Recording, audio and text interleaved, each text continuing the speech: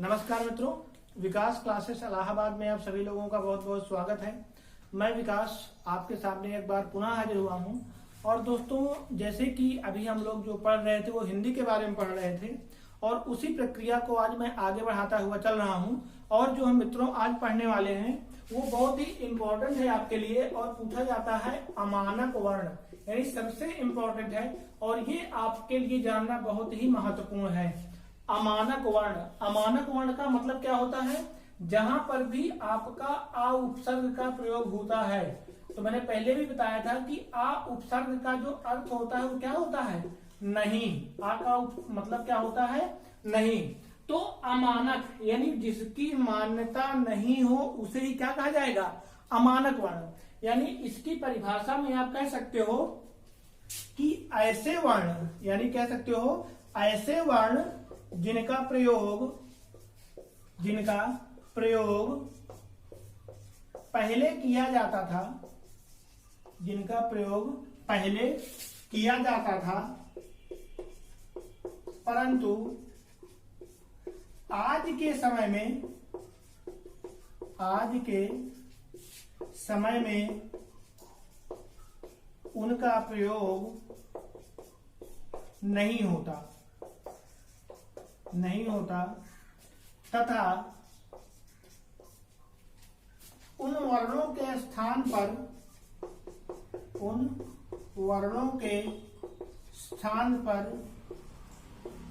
उनका दूसरा रूप, यानी क्या कर दिया गया? उनका दूसरा रूप स्वीकृत कर लिया गया है। उन्हें ही जो मित्रों कहा गया है वो क्या नाम दिया गया? अमानक वर्ण के नाम से आपका जाना जाता है। यानी इन वर्णों का जो प्रयोग है मित्रों वह पहले तो होता था, लेकिन अब जैसे जैसे समय आगे बढ़ा उनका प्रयोग अब क्या हो गया है? बंद हो गया है। तो ऐसे वर्णों को जो संज्ञा दी जाती है वह क्या नाम दिया जाएगा? अमानक वर्ण। जैसे आप देखते हो कि पहले के समय में जब आप कोई बुक पढ़ते हो तो आपको एक वर्ण ऐसे मिलता था, यानी ये वर्ण आपका जो बना हुआ करता था वो कैसे बना हुआ करता था? इस तरह के सिंबल का आपका बना रहता था। तो ये कई बार आप गलती से इसको जो बांध लिया करते थे, आप इसको पढ़ने में भा पढ़ा करते थे, लेकिन यह भा वर्ण नहीं है। आज इसी का परिवर्तित जो रूप है यह आपका झा है, यानी ये क्या है? आपका झा है। इसीलिए जब भी अगर आप देखते हो, आप वनस्पति घी लेने जाते हो तो वनस्पति जब आप घी लेने जाते हो तो वनस्पति घी लाने में आपको एक सिंबल मिलता है, एक घी मिला करता है झूला, और वो ऐसे बना रहता है। तो वो आपका भूला घी नहीं है, ये आपका जो घी है मित्रों ये कौन सा है? झूला घी का प्रयोग हुआ है। यानी यहाँ पर जो ये वर्ण है आपका झूला है, तो झा, यानी ये जो वर्ण है आपका, ये आपका क्या माना जाएगा? अमानक वर्ण के नाम से जाना जाएगा। और जब इसी का परिवर्तित रूप आपका ये हो गया तो ये क्या बन जाएगा? आपका मानक वर्ण। यानी इसको जो यहाँ पर आप संज्ञा दे सकते हो वो क्या जान सकते हो? मानक वर्ण के नाम से आप इसको जानते हो।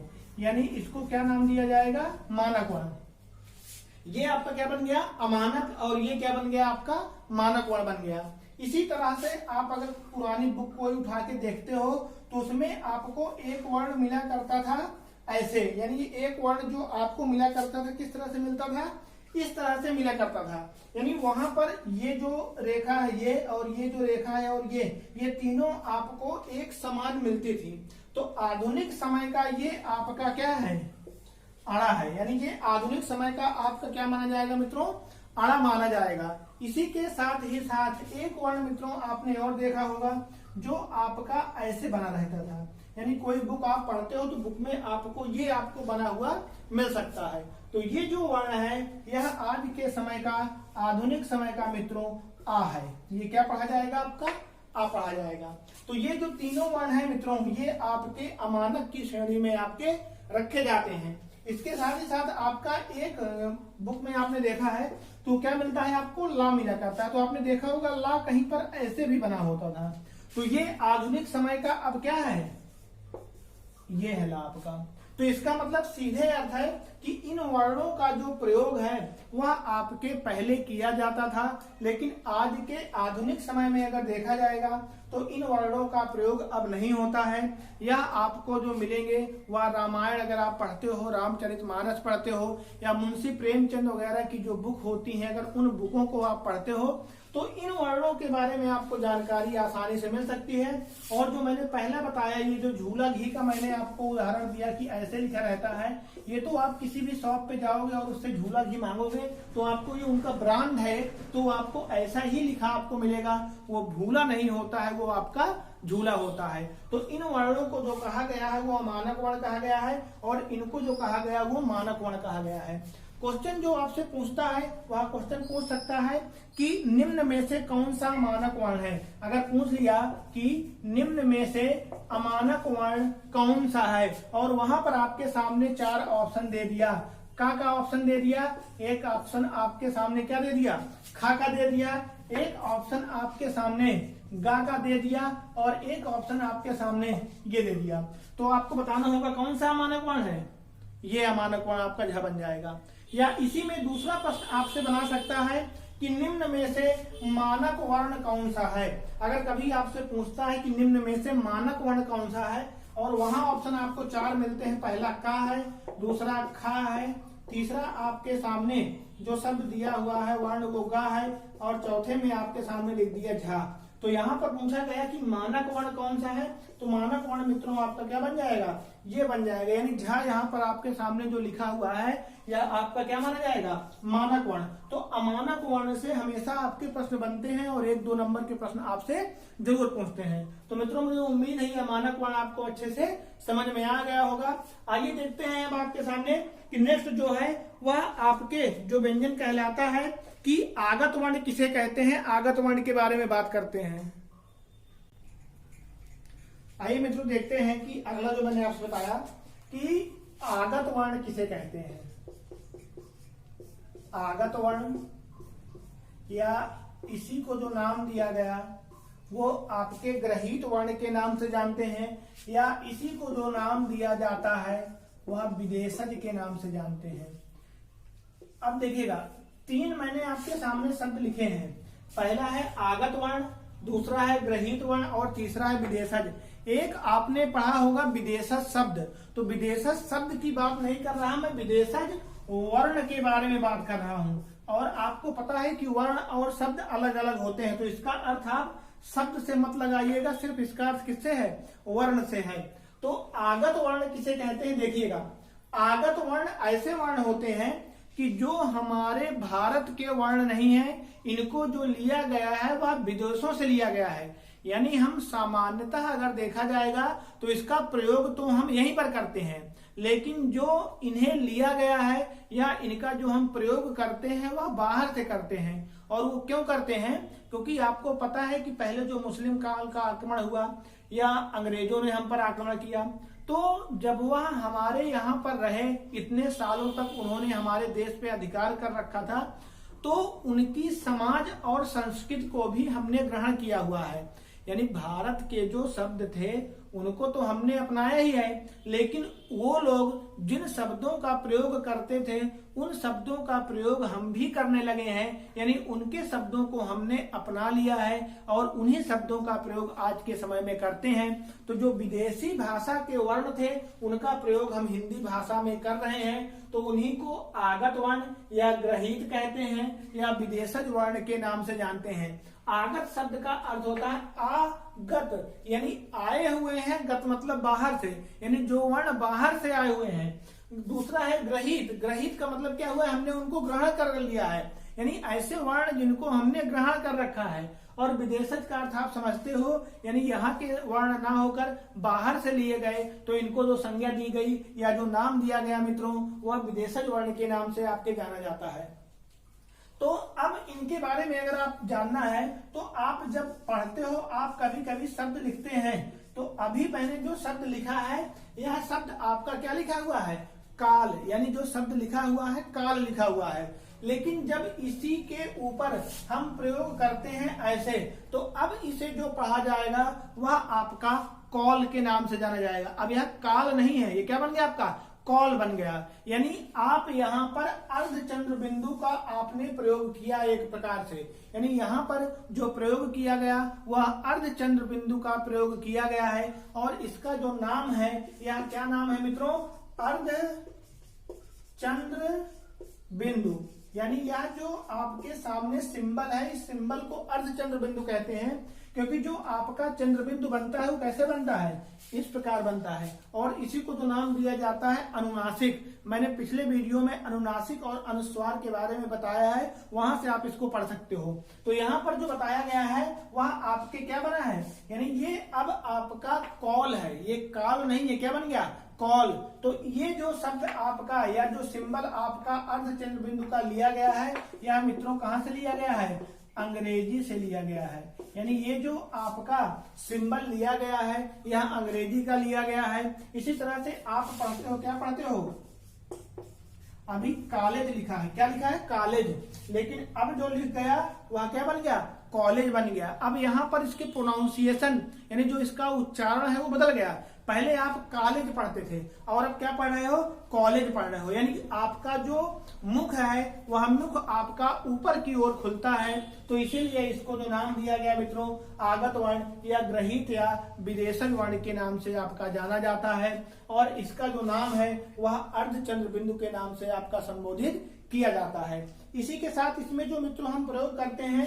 एक वर्ण आपका और भी है, जैसे आप लिखते हो का, खा, गा, जा, फा।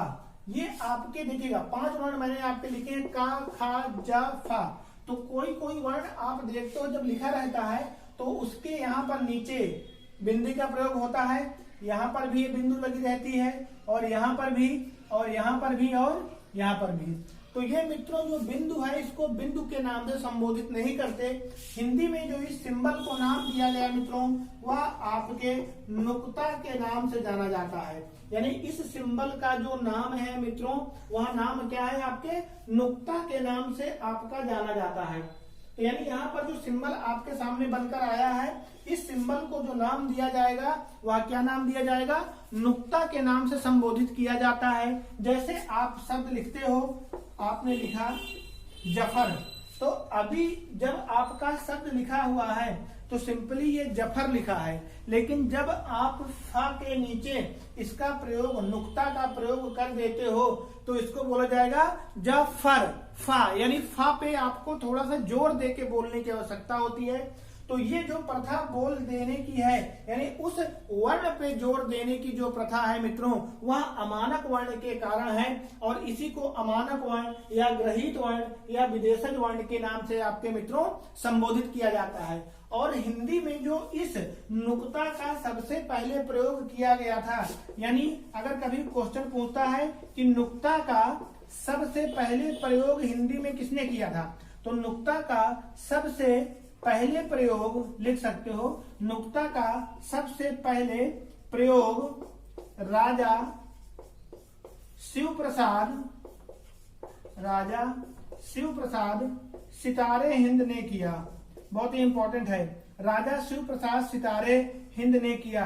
कभी कभी आपसे क्वेश्चन पूछ सकता है कि जो नुक्ता का प्रयोग किया गया है वह हिंदी में सबसे पहले किसके द्वारा किया गया, तो मित्रों जो नुक्ता का प्रयोग किया गया है हिंदी में सबसे पहले वह राजा शिव प्रसाद सितारे हिंद के द्वारा किया गया था। और जो नुक्ता होता है तो इन्हीं वर्णों के साथ ही प्रयोग होता है। ये जो आपके 5 वर्ण हैं का, खा, गा, जा और फा, तो इसी से आपका जो नाम दिया गया मित्रों वह आपका क्या नाम दिया गया, नुक्ता के नाम से आपके जाने जाते हैं। यानी इन्हीं वर्णों को जो संज्ञा दी गई या इनको जो नाम दिया गया मित्रों वह आपके नुक्ता के नाम से आपके जाने जाते हैं। तो ये आपने पढ़ा आगत वर्ण या ग्रहित वर्ण या विदेशज वर्ण। तो मित्रों मुझे उम्मीद है कि आपको आगत वर्ण भी सही से समझ में आया होगा, और इसके साथ साथ आपके जो अमानक वर्ण है, अमानक वर्ण भी आपको बहुत अच्छे से कॉन्सेप्ट आपका क्लियर हो गया होगा। आइए एक आपका थोड़ा सा और भी ऑप्शन बचा हुआ है, द्वित्व व्यंजन क्या होते हैं। द्वित्व व्यंजन के बारे में भी आइए थोड़ा सा जान लेते हैं कि द्वित्व व्यंजन कहते किसे हैं। देखिएगा मित्रों जो नेक्स्ट है आपका वो अंतिम है आपका द्वित्व व्यंजन, यानी जो इसे नाम दिया गया है वह द्वित्व व्यंजन कहते हैं। द्वित्व का अर्थ जो यहाँ पर होता है वो होता है दो। द्वि शब्द का अर्थ जो मित्रों होता है वो क्या होता है आपका दो से होता है। तो सीधे सीधे द्वित्व व्यंजन कहते किसे हैं, देखिएगा परिभाषा समझिएगा।